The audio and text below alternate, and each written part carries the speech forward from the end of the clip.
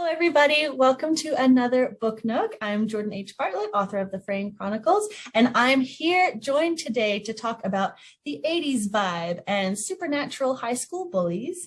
Author of the upcoming Imagining Elsewhere, Sara Hosey. Sara, welcome. Thank you so much for having me, Jordan. I'm so excited to be talking with you today. Oh, I'm so excited to have you. So you are author of Home is Where the Hurt Is, Iphigenia Murphy, and a novella called Great Expectations, and then an upcoming short story collection called Dirty Suburbia. But today we're going to be talking about Imagining Elsewhere. So can you tell me first, let's start with telling me a little bit about yourself, and then we'll talk about the book. Sounds terrific. I am a writer, and as I'm really interested in the experiences of young women. And as you and I have discussed, I feel like thematically my work for young adults and adults has very similar interests, especially in the relationships between mothers and daughters. But I just kind of do different topics in terms of when I'm writing in different genres. So I'm a writer, I'm a community college professor, I'm a parent, I'm a tree enthusiast, which my partner said I shouldn't call myself because I have no sort of expertise in trees. But I said, you know what, people are cat enthusiasts, they're not vets, like I'm not an arborist, but I love trees. I've long loved trees and been fascinated by trees, but just in recent years, I find great comfort in looking up and just even the kind of leafless branches fill me with some sort of just wonderful awe. And I've read articles, just kind of to find out if there are other people like me. And it turns out we're all like me in that the kind of passive attention that we engage in when we look at nature and trees in particular, the symmetry of a tree is like so therapeutic. So I make it, a priority to definitely get out and look at my trees as much as possible. So that's a little bit about me. I wouldn't say that trees play a huge role in my books yet, maybe as of yet. In Imagining Elsewhere, there's certainly some forest walks though, and I tried to capture, to a certain extent, this city girl who's moved upstate to offer this tree-filled community. I mean, that's maybe the best thing about this new town that she lives in called Elsewhere. Astrid is a senior in high school when she moves upstate with her mom and little sister. And Astrid, unfortunately, was kicked out of her former high school for some really severe, ugly bullying behavior. And when she arrives in Elsewhere, this town is crappy and creepy, and she thinks it's going to stink, but she also thinks she's going to dominate. Like, she's from downstate, and these rubes don't know anything. And so it's quite a surprise to her that, in fact, she quickly becomes a pariah. There's a girl named Candy who is just as cheesy as can be, and she rules this town as like a teenage tyrant. And the longer that Astrid is there, the more that she discovers that it's not just because people are scared of this kind of queen bee's influence, but instead that she actually has supernatural powers. And when Candy says jump, you don't say how high, you just jump, because whatever she says happens in your body. So she uses this power really, really erratically and often cruelly. And it really is a story about Astrid kind of confronting her own propensity for bullying when she's met with kind of an even bigger and more dangerous bully. Amazing. That was such a good summary. And I think too, Candy is so aptly named because she's like that sugary, sweet, overload, cavity inducing. Yeah, she's a piece of work. And it's so interesting. I didn't know that about you, that you were so interested in trees, because in the novel, Astrid has such an affinity for rocks and geology, really, that I was more thinking, oh, she's a rock enthusiast, and this is what we get to see. So yeah, that was very cool. Well, I guess, it's interesting. It's so funny that you point that out, because it's true, though. I'm also a rock enthusiast. I'm a nature enthusiast. I would say I don't know quite as much about stones and gems as I would like, although that's something I'm learning about now, and I learned about for the book, and I'm continuing to learn about. I have a rock tumbler, so that's like you have to be kind of a hardcore rock nerd to actually have a rock tumbler. And it is something that I'm also interested in. Although that's interesting that maybe my tree obsession is kind of supplanting my gym obsession. I don't know, it's possible. Oh. Or like by proxy, like, oh, I can't be exactly like my main character, so I love trees, but she's gonna love rocks. I'm learning something about myself already in this There you interview. go. That is obviously you're a really good interviewer. Well, and so apart from the surroundings and the idea of kind of that love of nature, what really inspired you to write this novel? Well, the real inspiration, the core of the idea is something that you and I have talked about before. It was a 1960s Twilight Zone episode called "It's a Good Life," which is based on a 1950s short story by a guy named Bixby. It's like one of the Hallmark, like all-time favorite Twilight Zone episodes of other nerds like myself. Like, you know, people recognize this is a really good classic episode. And they did remake it in the 80s. And I thought the 80s one was scary too. But the premise of the episode is that there's a little boy who lives in a very isolated community, and he has supernatural powers, and everybody is at his beck and call. And the episode itself is famous for his kind of catchphrase, which is, "I wish you away to the cornfield." So if someone does something or says something that he doesn't like, he says, "I wish you away to the cornfield," and they die. So that's the idea of the cornfield. And I saw that as a child. I was a big Twilight Zone fan, and it scared the wits out of me.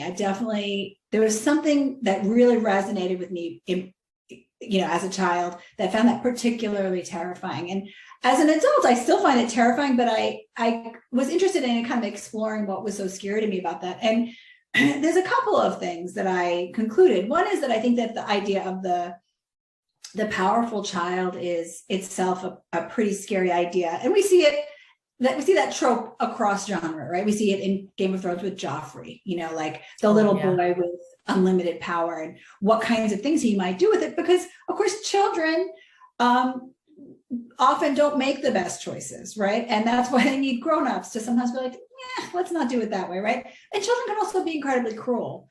I think that maybe for me too, it wasn't just the fear of other children, but maybe a little bit the fear of myself as a child. What would I be capable of if I was all powerful, if everybody had to do what I wanted them to do? I mean, I think the fact that we're not all powerful is kind of a relief, right? We're not tested in that way. So I was really drawn to that story, and it's something really that has stayed with me over the years. And then recently I started thinking, like, I wonder, what kind of story, how the story might be different if it was a girl. And that was kind of where I started from. And then I started thinking, how would this story be different if she was a teenager? Because of course, the Twilight Zone episode, not to give anything away, but we don't see what goes, things change. So we don't see what he would have been like as he got older.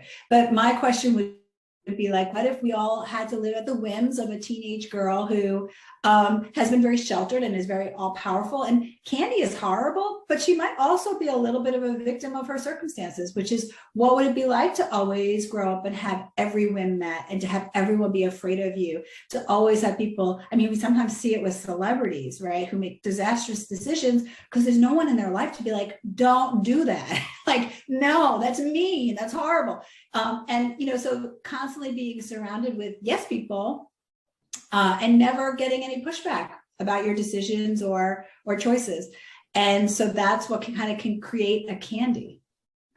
And that's so true, because the idea, I mean, we've not all been teenage girls, but you and I have, and there's a weird kind of dynamic growing up in a high school where you get those cliques, and because we're not really taught as women how to, I think Mean Girls did a good job of exploring that. We don't really know how to deal with our feelings of aggression with others. I mean, boys, they rough and tumble. There's a lot of outlets for them, but we're not really taught how. And so there's a lot of the like behind the scenes cattiness and all of the weird dynamics in politics that happens in a high school with teenage girls. And so to have the main antagonist be not only a teenage girl, but also one who's never been told no. And if she has been told no, it hasn't stuck, because she could make that person jump in a lake or go to the cornfield type thing.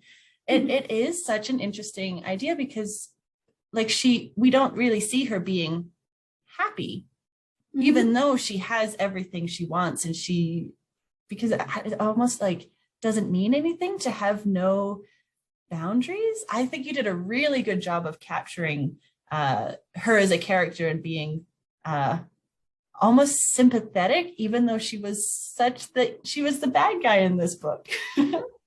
So what kind of research did you have to do to kind of get into the mindset of not only our main character Astrid, who's this reformed bully, but also this supernatural bully who's had no no's in her life? Well, you mentioned high school, and I think that, middle school, junior high school prepares you for high school. For me, it absolutely prepared me for high school, because middle school was like a master class in being horrible to each other. And I say that kind of joking, but at the same time, I do feel as though part of coming to adulthood is both learning to advocate for yourself, but also learning how to ethically, be in the world and not to hurt other people as much as possible. And I think that, now putting to the side, cases in which people are mercilessly bullied, and there's really, whether maybe even by a parent or something, I do think that sadly, there's always going to be someone smaller or weaker. So, I knew a kid who was bullied in school, and he went home and, bullied his little sister. And I think that there's usually going to be someone else that you have power over.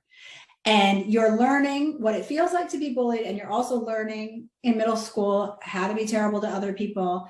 And some people, I think, never actually do go through that developmental maturity. And they grow up to be bosses who are abusive, or parents who bully their own children, or spouses who bully their spouses. That I think that part of what we have to learn is how to navigate social systems in which people are jockeying for power. And sometimes you're jockeying for power too.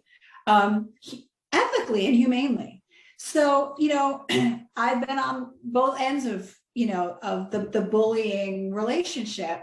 Sadly, and I'm embarrassed of the times that I got a laugh out of making a mean joke. I also remember feeling really made to feel really crappy by friends. So I really kind of mind those experiences, as well as thought about with Astrid, when she enters the story, as I mentioned earlier, she's just coming out of a really bad situation in which she behaves reprehensibly. But she is not really remorseful, I would say. She's mad. She feels it's unjust that she's been moved to upstate. She feels bad for the kid she bullied, but she's still saying things like, well, I didn't know she was going to react like that, or I wasn't the only one. Kind of like that. I'm sorry you felt that way. Yeah, exactly. Yeah. You deserved it. Yeah. So part of her journey is then to start to recognize, really, and take accountability for what she's done, in part because she's on the other end of that. And she's starting to understand what it's like to have to walk to school filled with dread of what the day might hold for you, or to feel, like an outcast or a loser, or someone that other people are going to feel good about picking on. And then, of course, she becomes actually part of Candy's inner circle. So then she's faced with this decision. Do I, is it better to be bullied, or is it better to be the bully? She's already kind of given some lip service to the idea that she doesn't want to be bullied anymore. At the same time, can she kind of really, not to use another metaphor, but can she put her money where her mouth is? Can she really fulfill that and not fall back into old patterns? So she's really confronted with those past mistakes, kind of karmically.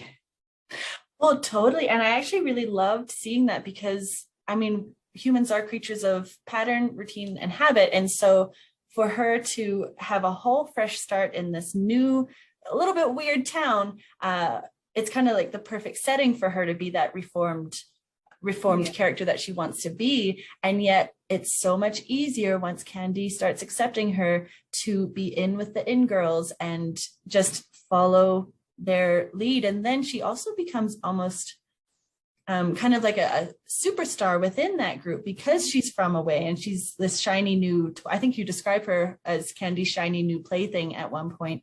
So she gets kind of almost celebrity status in this town that worships this supernatural teenager. So yeah, to then say, like, be true to your new decision and say, no, we're going to go and be a better person.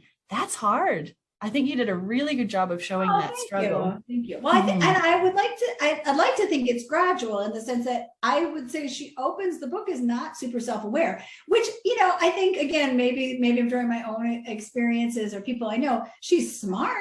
She talks the talk, right? But she's not necessarily really willing to do the work of being self-aware. And I think that makes her not that likable in the beginning. You know, I think she has a lot of positive qualities, but she's kind of lying to herself a little bit. So the kind of gradual realization of the people, of being hurt, but also that she's hurting other people. One of her friends is the kind of main target. When she kind of gets out of the doghouse, there's another girl that she's friendly with, Marcel, who becomes Candy's main target. And I think that one of the points there is that there's always going to be one person. She always has to have one person that she's kind of taking it out on or picking on, everybody's against, because that, of course, is what gives them kind of their feeling of exclusivity, right? There's somebody on the outside. And so it's seeing her friend treated that way too, that kind of finally is able to provoke her into action. And I think too, we really, as you said at the start of the book, she's almost not a likable character because she is so in her own world. Like, it's like, I'm angry, I'm frustrated, everything's going wrong for me, I had to leave my friends. And I think you did a really beautiful job too, as the story progressed, of having her worldview just open. So and I think her sister was really good for her for that, because her little sister was this really nice voice of reason of, oh, you didn't even notice that mom has a new boyfriend, or you never ask how I am. And I think having that perspective of others is so important. And it's such a learning curve that you have to make in middle school, high school, of thinking of how others feel. So introducing all of these really rich characters into your cast really helped not only Astrid grow, but also helped us feel like she was expanding her kind of empathy, I guess. So thinking of those characters, who was your favorite character to write for? I mean, we've got such a range.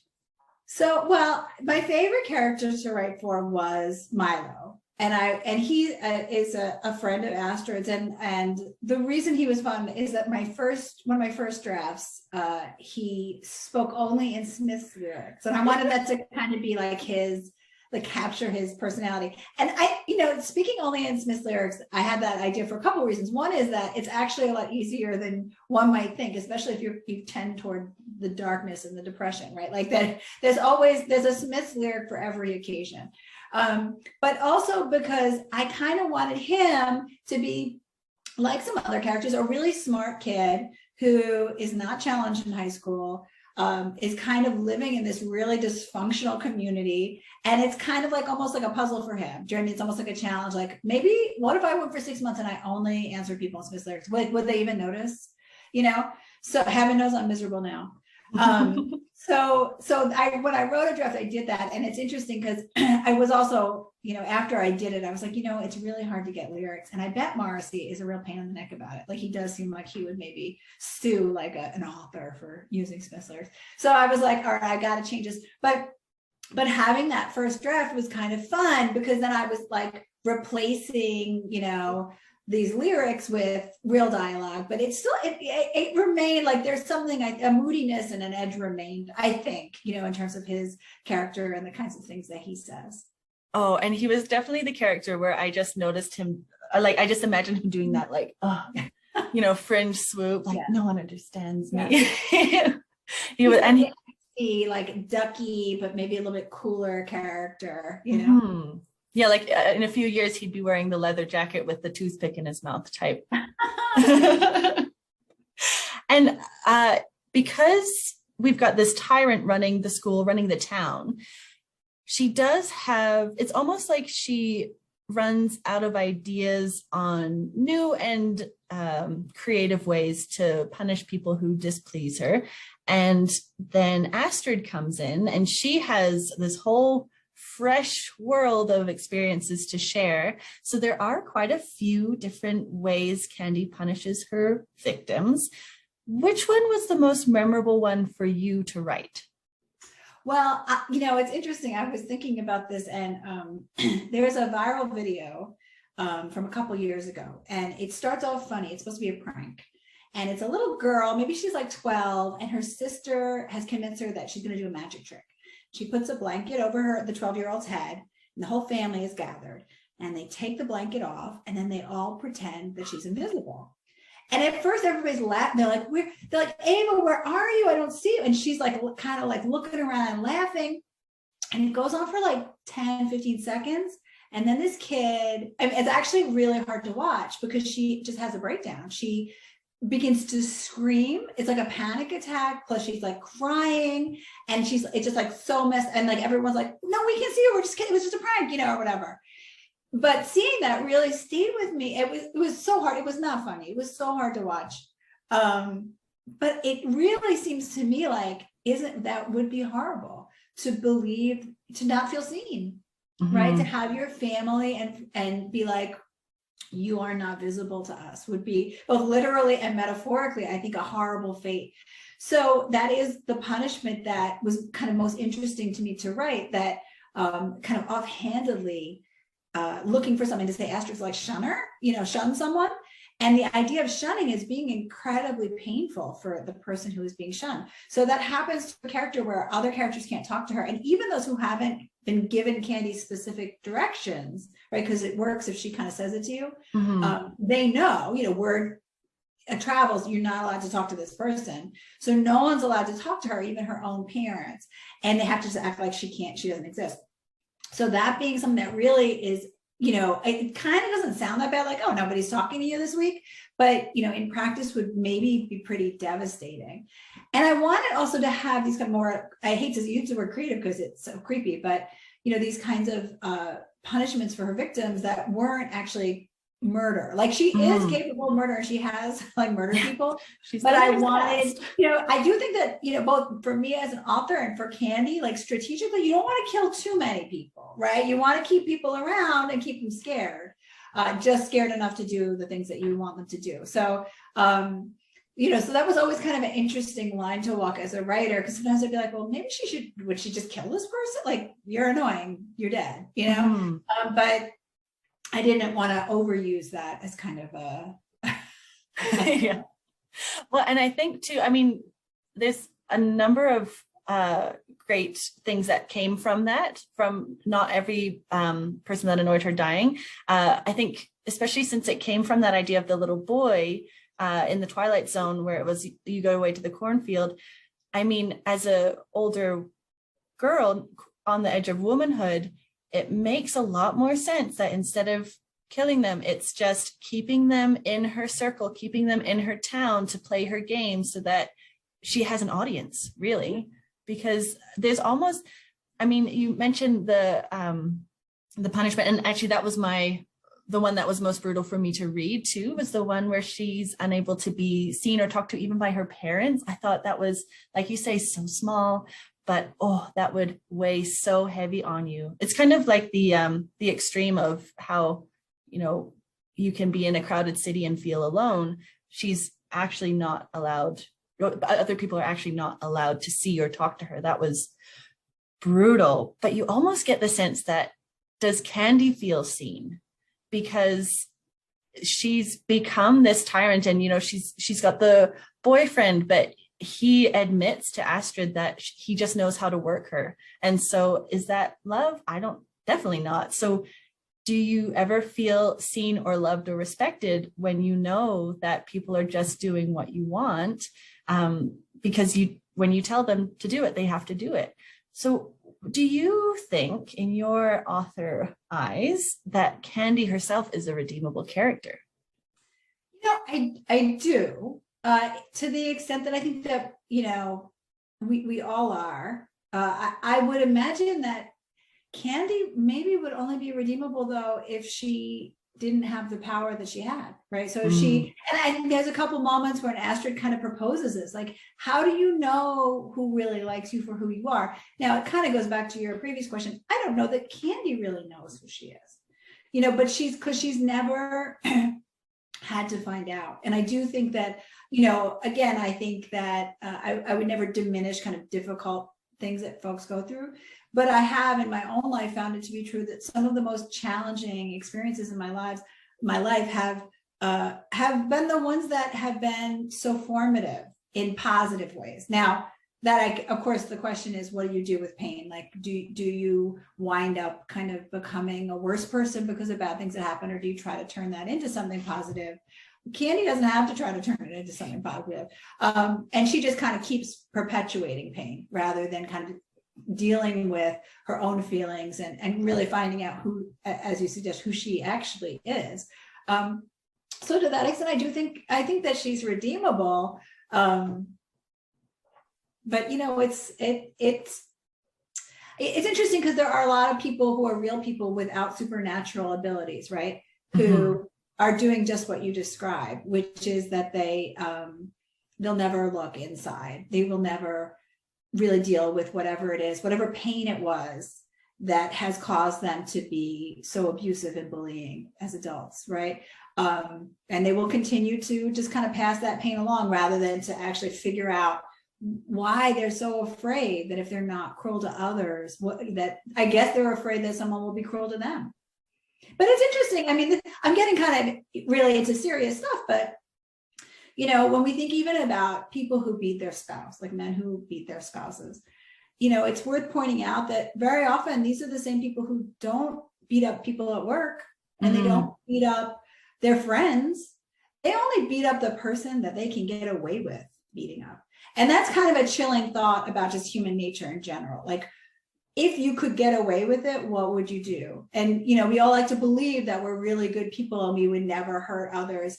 But a lot of the experiments that I was reading about as I was writing this book, like the Stanford prison experiment from, I think it's 1970s, where they took a group of kind of quote unquote average white male college students and they put them in a situation and they said, you're the guards and those guys are the prisoners. The kids who were assigned to be guards wound up really just being so vicious that they had to stop the experiment. So the Stanford prison experiment is totally interesting. It's totally flawed. You could never do it today. But there was a kind of a moment in psychology where we were looking at that. Stanley Milgram's experiments, looking at, you know, whether or not if an authority tells you to give someone else a shock, will you do it? Or will you resist the authority? And people mostly will just give the other people the shock, right? That's what his experiments found. And I guess the long story short about it is, you know, that we all maybe have this within us. And we have to, I think that it's important, again, as we try to be the people that we want to be in the world, to confront that and to really think about that and to make choices about how we want to be in the world, rather than just kind of let our instincts take over, because sometimes our instincts are really dysfunctional.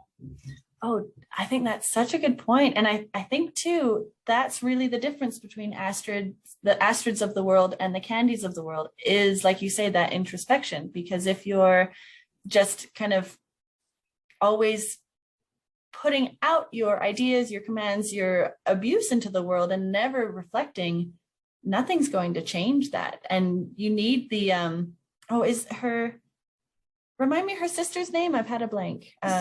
Cecile. If you don't have a Cecile saying, maybe you should take an interest in people around you, telling you that, sometimes we never do. It's almost like in high school, we need to all just take the Hippocratic Oath to do no harm, you know? That's a really good idea, actually. Yeah. Make that part of the curriculum. And I think that maybe if Astrid had moved to elsewhere, she may not have. Do you know what I mean? So again, kind of talking about some of the bad things that happened to us or the challenging experiences, you know, I'm thinking too about the opening of the book is her moving to a new town, which of course is like a standard opening to so many books and movies. And it's well worn in young adult fiction. And so much so that when I was writing, I was like, maybe I should, you know, start here, because it's like such a cliche that you're going to start a young adult novel with a girl coming to a new town. But I think it's such a well-worn topic, because we've all been in that situation to some extent. We've all been the new kid or the new person or the new student, or, at some point in our lives felt like I've come into this new situation and I don't fit in. And I think that's why it's so well used, but I also hope it's relatable to a certain extent. And there've been I can't actually even think of a time in my life when I was moving somewhere or in a new situation that I didn't feel like, oh, this was a mistake. I didn't get the instructions. I don't know how these people operate. They don't appreciate me. I'm a misfit. I gotta leave. I want to go back. I want to go back wherever I was before. Where it's safe and familiar. Yeah, whether that was middle school, high school, college, grad school, new neighborhood, whatever it is, when you move somewhere new and you don't feel, not to belabor this, but you don't feel seen, you don't feel appreciated, and you don't feel like you kind of like you're waiting for someone to give you the code. Like, how does this place work? What do I need to do?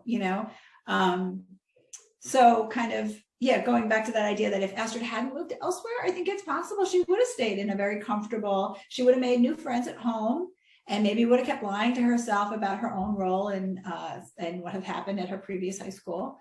And would have maybe had bad relationships with her mother and her sister and other folks in her life. Yeah, and blamed them for those bad relationships because she hasn't been forced to look inward. And I think, so many pieces about your novel can fit into that. I don't want to say cliche is a bad thing, but, starting with a move, you've got the high school, you've got the head cheerleader dating the jock. And I almost think that working within those, we expect as the reader, oh, yes, that is a typical high school. But then you're able to really undercut those pieces by showing almost like a very gentle side of those characters and those archetypes, but also then the very brutal side of it pushed to the extreme.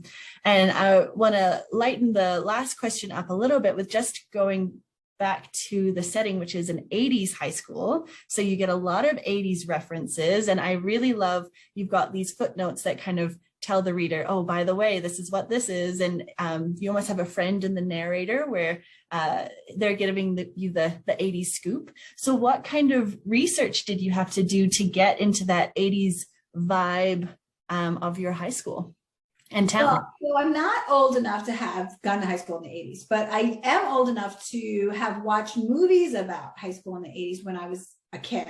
So I always had this idea, like my idea of what high school was going to be was very much predicated on like the John Hughes, 16 Candles, Pretty in Pink, Heathers, all of those. Heathers is not John Hughes, but those kinds of stories. And so that was research, but I also wanted to create the effect that like Candy also watches those movies and she wants her high school to be those movies.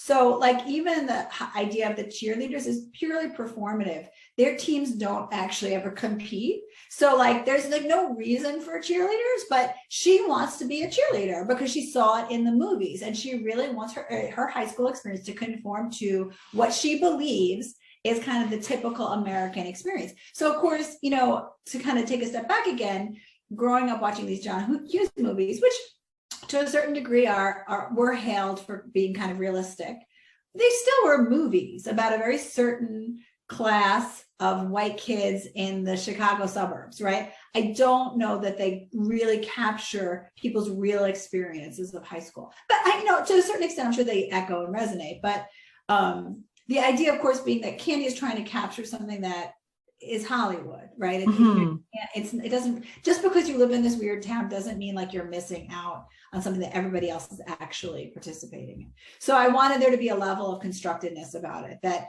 the 80s stuff, like, of course I did my research by watching my movies and listening to my music and talking to people and trying to remember my own experiences. But I also wanted to be a little bit, okay, this is what Candy would like the high school experience to be like. And that means cheerleaders and movies on Friday night. And we all wear pink and we all do certain things, right? That will then, for her, kind of create this movie type experience. And unchecked, I think she would continue to do that as an adult, right? This is what adulthood is supposed to look like. This is what the movies and TV show me that a successful adulthood looks like. So I'm going to recreate that in my little universe. Oh, I love that. And yeah, there's definitely that sense of this is all a facade. Even her bedroom with, I think Astrid goes, well, yeah, there was a castle in it, but it was a cheap castle. Yeah. That's a great detail. And so this is the beautiful cover, Imagining Elsewhere, coming out June 28th of this year. And so you can pre-order it now on the CamCat website. Where can we find you, though, if we want to keep updated with your upcoming projects? So I'm at sarahhosey.com, and that's SARAHOSEY. So it's Sarah without an H, but Hosey with an H. So sarahhosey.com. And then I'm also on Twitter. I think I'm Hosey Sarah on Twitter. So I reverse it, and Sara Hosey Author on Instagram. And I try to keep this stuff pretty much up to date in the social media stuff. Perfect. And I'll put all those links in the little description that will follow this video. But I just want to say thank you so much. This has been such an enlightening and interesting, how do you say that word? Interesting chat. So thank you so much for letting me pick your brain about your book and about the psychology of the bully.